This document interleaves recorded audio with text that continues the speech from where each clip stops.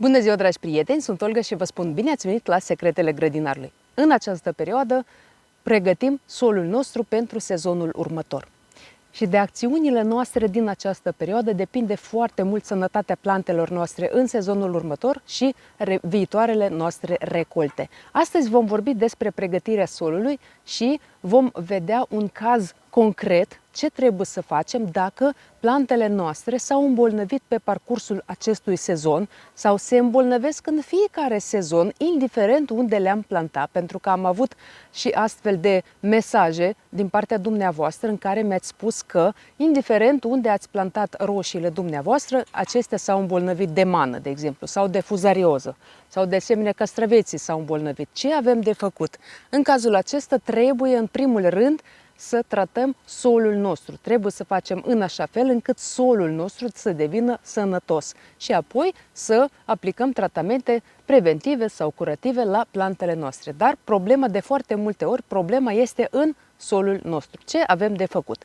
Așadar, astăzi vom vorbi despre câteva metode de pregătire a solului pentru sezonul următor și am să vă arăt un caz concret cum trebuie să procedăm ca să pregătim solul, să-l tratăm de boli, de dăunători și să scăpăm și de o mare parte de semințe de buruieni care se află în solul nostru. Între timp puteți să vă abonați la canalul meu, apăsați pe clopoțel și alegeți toate notificările ca să fiți notificați de fiecare dată când apare un episod nou. Și nu uitați să apăsați pe like dacă acest video vă este util și interesant, iar noi începem.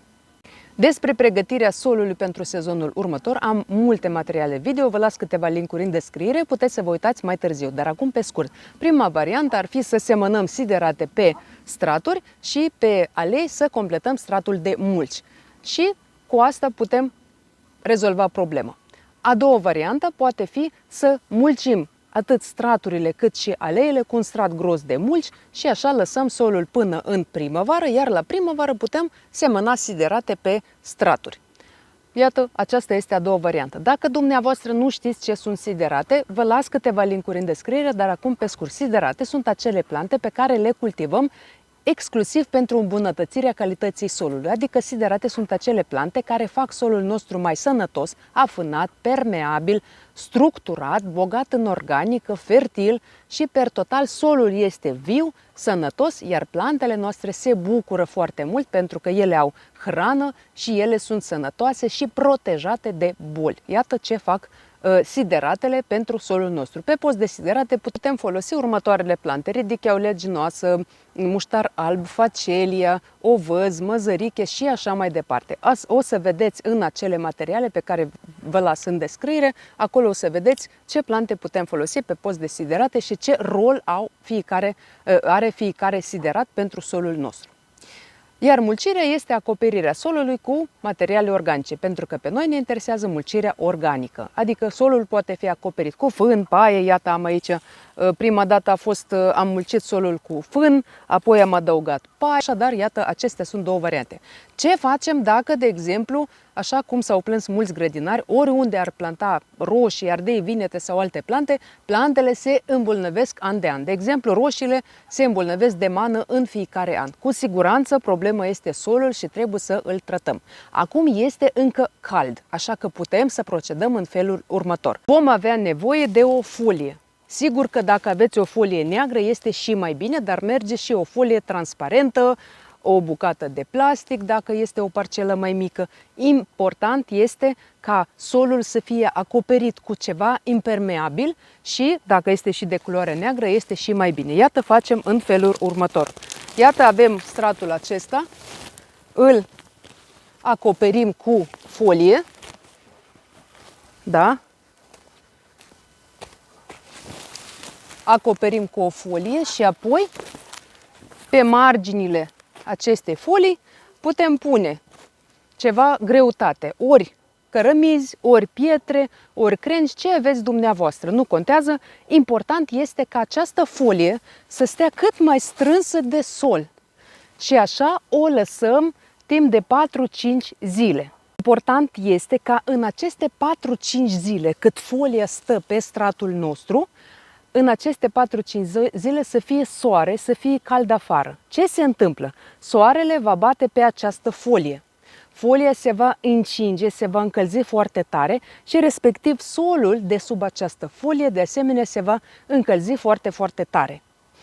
Și ce se întâmplă în cazul acesta? În cazul acesta, bolile, adică acei patogeni care provoacă boli, care se află la suprafața solului, vor muri. Pentru că foarte mulți patogeni suportă frigul, dar nu suportă călduri excesive. De exemplu, dacă vorbim de mană, adică fitoftora, acea pseudociupercă care provocă mană la roșii și cartofi, sau dacă vorbim de pătarea cafenie, dacă vorbim de alte boli care sunt frecvent întâlnite în grădinile noastre, da?